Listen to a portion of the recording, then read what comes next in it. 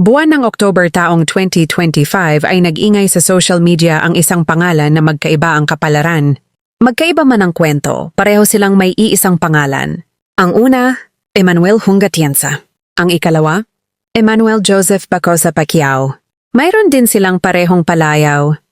Sina Emmanuel Atienza at Emmanuel Pacquiao ay may parehong palayaw. Sila ay nakilala pareho sa palayaw na Eman. May 2 taong agwat lamang ang kanilang edad. Halos magkasabay ang henerasyon. Pero dito pa lang, makikita na natin, magkaiba ang mundong kanilang kinalakhan. Bago tayo magsimula, huwag po kalilimutang mag-subscribe at i-click ang bell button. Mga kastar, noong 2025, may 2 pangalan na sabay na umalingaw-ngaw sa social media. Parehong Eman, parehong Oktubre, at parehong nag-iwan ng marka sa publiko. Pero sa magkaibang dahilan. Ang isa dahil sa isang trahedya, isa dahil sa isang pagkilala. Ngayong araw, pag-uusapan natin ang kwento ng 2 Eman na nag-ingay ngayong 2025. At susubukan nating hanapin, ano nga ba ang connection ng kanilang mga buhay? Ang 2 Eman na nag-ingay noong 2025. Magkaibang mundo, magkaugnay ang kapalaran. Ang 2 Eman at ang Oktubre ng kanilang kapalaran. Isang coincidence lang ba, mga kastar, na parehong Oktubre ng 2025 ay naging maingay ang pangalan ng 2 Eman? O may mas malalim bang koneksyon? Ang kanilang mga buhay, kahit magkaiba ang kanilang pinagmulan at magkaiba ang kanilang kapalaran? Noong Oktubre 22, 2025, unang nag-ingay ang pangalan ng isang Eman, si Eman Atienza. Kumalat ang balita sa social media na siya ay pumanaw sa Los Angeles. Pinag-usapan ito ng marami, hindi lang dahil sa biglaang pangyayari, kundi dahil siya ay anak ng isang kilalang pamilya. Siya ang anak ni Kim Atienza at apo ng dating mayor ng Maynila na si Dito Atienza, isang pamilyang matagal nang nasa mata ng publiko. Pinag-usapan ng publiko ang kanyang biglaang pagpanaw sa edad na 19 anyos or 19 years old. Halos 1 linggo siyang laman ng balita at diskusyon online. Isang anak ng sikat at makapangyarihang pamilya, isang buhay na inakala ng marami ay kompleto, pero sa likod nito, may mga laban na hindi nakita ng karamihan. Subalit natakpan ang kanyang issue matapos lang ang 1 linggo. Sa parehong buwan at taon, October 2025 ay isa pang Eman ang lalong naging maingay sa social media. October 29, 2025, 7 araw matapos pumanaw si Eman Atienza, may isa na namang Eman. Ang umagaw ng atensyon ng social media, matapos ang Thrilla in Manila 2, kung saan nanalo si Eman Bacosa Pacquiao. Ngunit higit pa sa panalo, ang ikinagulat ng publiko ay ito, sa wakas, formal na kinilala ni Manny Pacquiao sa publiko. Ang kanyang anak na si Eman Bacosa Pacquiao, sa edad na 21 taong gulang, kasama si Jinky Pacquiao at sa harap ng publiko at ilaw ng social media, at mismong kay President Bongbong Marcos, ay nakilala si Eman bilang anak ni Manny Pacquiao, isang eksena na hindi basta-basta. Isang sandali na nagmarka sa kasaysayan ng isang pamilya. Isang pagkilalang hindi inaasahan. Isang sandaling matagal na hinintay, pero ngayon lamang nangyari sa parehong buwan at taon na naging maingay ang pangalan ng 2 Emmanuel.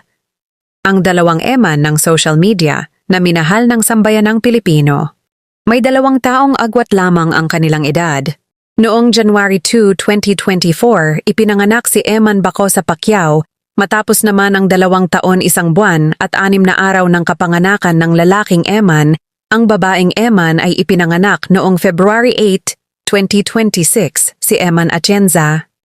Halos magkasabay ang henerasyon. Pero dito pa lang, makikita na natin, magkaiba ang mundong kanilang kinalakhan. Childhood ni Eman Atienza. Si Eman Atienza ay ipinanganak sa Karangyaan, ang kanilang bahay sa Malate, Maynila, nasa gitna ng lungsod. Pero kapag nakita mo, akalaing nasa gubat o park ka, malawak ang bakuran. Maraming puno, may backyard na parang pribadong sanctuary, isang tahimik na mundo sa gitna ng syudad. Ang kanilang pamilya ay may kaya sa lipunan, isang angkang matagal nang nasa politika.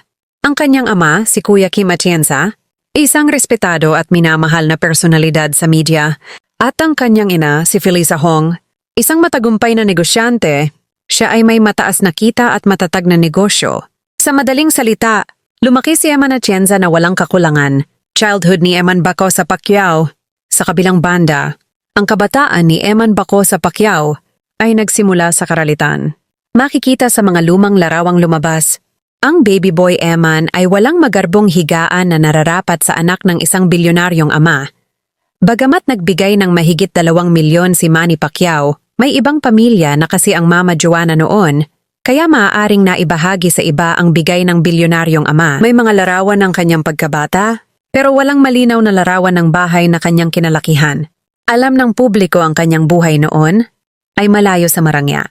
May lumabas mang larawan ng bahay ng kanyang stepfather na si Sultan Dino, hindi iyon ang tunay na childhood home ni Eman. Dahil noong makilala niya at maging stepfather si Sultan Dino, si Eman ay nasa edad na 10 or 11 taong gulang na. Ibig sabihin, ang pinakamatinding yugto ng kanyang kabataan ay malayo sa karangyaan.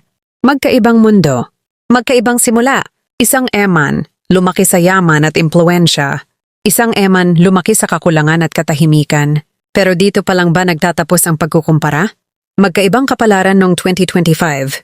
Si Eman Atienza, sa kabila ng karangyaan, impluensya at yaman, ay dumaan sa matinding mental health struggles. May mga ulat sa nakaraan na siya ay nakaranas ng depresyon at mga pagkakataong muntik ng wakasan ang sariling buhay. Noong 2025, isang trahedya ang naganap. Ang biglaang pagpanaw ni Eman Atienza. Ang kumalat sa social media ay suicide o self-harm. Ang sanhi ng kanyang pagpanaw, nananatili itong espekulasyon dahil hindi ito itinanggi o inamin ng pamilya Atienza. Pagkakapareho sa kabila ng pagkakaiba. Sa kabila ng magkaibang mundo, marami ring pagkakapareho ang dalawang Eman. Una, pareho silang athletic. Si Eman Atienza ay sanay sa wall climbing at naging gymnast, sumasali sa mga kompetisyon noong siya ay bata pa. Si Eman Bacosa Pacquiao, kilala sa kanyang lakas, disiplina, at husay sa larangan ng boxing. Ikalawa, pareho silang nakaranas ng bullying at pang-aabuso noong kanilang kabataan. Si Eman Atienza, sa kabila ng yaman, ay nakaranas umano ng pang-aabuso mula sa kanyang yaya. Samantalang si Eman Bacosa Pacquiao, na lumaki sa kahirapan, ay nagsalaysay ng pang-aabuso mula sa kanyang stepfather. Hindi ka pinakain, binugbog, at nakaranas ng pananakit at pang-aapi mula sa mga kamag-aral sa murang edad. Magkaiba ang anyo ng sakit, pero pareho ang bigat. Maanggahibla ng koneksyon, hindi rito nagtatapos ang kanilang koneksyon. Noong kabataan ni Manny Pacquiao, bago pa man siya maging global boxing icon, siya ay naging malapit kay dating Mayor Lito Atienza. Ang lolo ni Eman Atienza, si Mayor Lito Atienza, ay hayagang sumuporta kay Manny Pacquiao at idineklara pa siyang adopted son of Manila. Isang hindi inaasahang dugtong ng kasaysayan. Samantala, may isang lumang litrato na kasama ni Eman Atienza ang bilyonaryong ama ni Eman Pacquiao na si Manny. At narito ang isa sa pinakamasakit na koneksyon. Si Kuya Kim Atienza ay kasalukuyang host sa GMA sa programang may segment kung saan tinatawag niya ang isang panauhin ang pangalan Eman.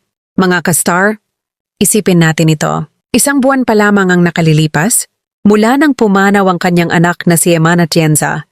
While sa kanyang harapan ngayon, ay isang masigla at sumisikat na Eman Bacosa Pacquiao.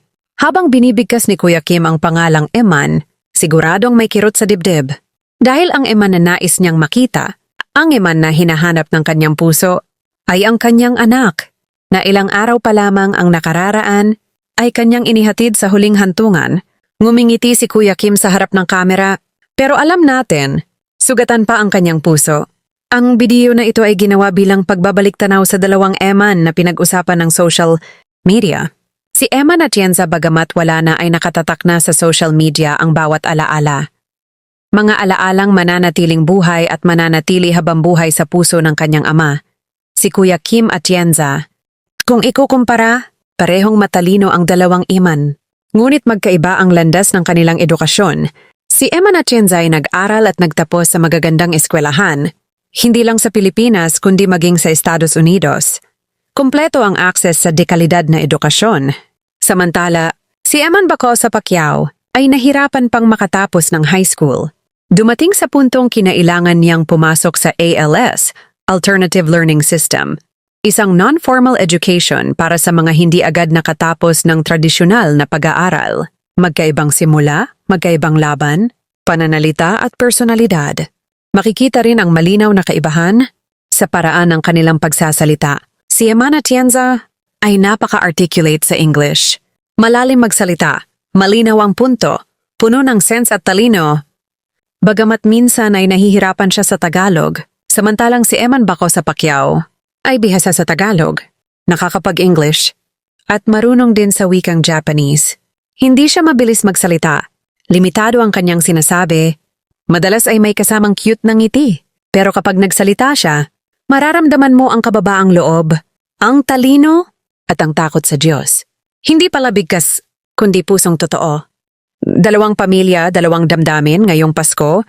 Pamilya ng isang Eman na sa Paskong darating, ito ang unang Pasko ng kanyang pagsikat. Ang pamilya ni Eman Baco sa Pacquiao ay nakangiti, nagpapasalamat, at tumatanggap ng sunod-sunod na biyaya na dala ng pag-angat ni Eman. Sa kabilang banda, ang pamilya ni Eman Atienza, ito ang unang Pasko na wala si Eman. Sa mga katulad ko na nagmamahal sa dalawang Eman, magkahalong lungkot at tuwa ang aking nararamdaman. Kalahating puso ay nagdiriwang para sa mga biyaya sa lalaking Eman at kalahating puso ay nalulungkot sa isang bibo, aktibo, mabait at matalinong babaeng Eman. Sa halip na selebrasyon masaganang alaala ang dulot ni Eman sa pamilya at sa publiko. Makikita natin si Kuya Kim Atienza na patuloy na nagpo-post ng mga memories ni Eman, mga larawan, mga kwento, mga sandaling ayaw niyang mabura sa kanyang puso at sa alaala ng publiko. Hiwaga ng buhay. Dito natin masasalamin ang hiwaga ng buhay. Kung tutuusin, mabait at madasalin din ang pamilya ni Eman Atienza. May takot sa Diyos, may pagmamahalan, pero may mga bagay talagang hindi kayang ipaliwanag ng isip ng tao. May mga pangyayaring lampas sa kontrol natin, mayaman man o mahirap, lahat ay pwedeng dumaan sa trahedya, kalungkutan o tagumpay. Mensahe sa paparating na Pasko. Ngayong paparating ang Pasko, habang nakikisaya tayo sa pamilya ni Eman Baco sa Pacquiao, huwag din nating kalimutan ang pakikiisa sa kalungkutan ng pamilya ni Kuya Kim Atienza. Kung may makita tayong post ni Kuya Kim tungkol kay Eman, panoorin natin, unawain natin. At kung magkokomento tayo, magbigay tayo ng mabuti at magaan na salita. Malaking bagay iyon para sa isang amang patuloy na nagluluksa. Dalawang Eman, dalawang kwento. Parehong naging maingay noong Oktubre 2025. Magkaiba ang landas, magkaiba ang kapalaran, pero parehong may iniwang aral sa atin. Huwag tayong maging judgmental dahil hindi natin alam ang buong bigat ng pinagdadaanan ng bawat isa. Maraming salamat po mga ka-star sa inyong patuloy na pagtangkilik sa ating channel. Kung nagustuhan ninyo ang video na ito, please like, share at mag-comment sa baba. Huwag kalimutang mag-subscribe. I-click ang notification bell para updated kayo sa ating mga susunod na uploads. Naway maging masagana at mapayapa ang darating na taon para sa ating lahat. Maraming salamat mga ka-star.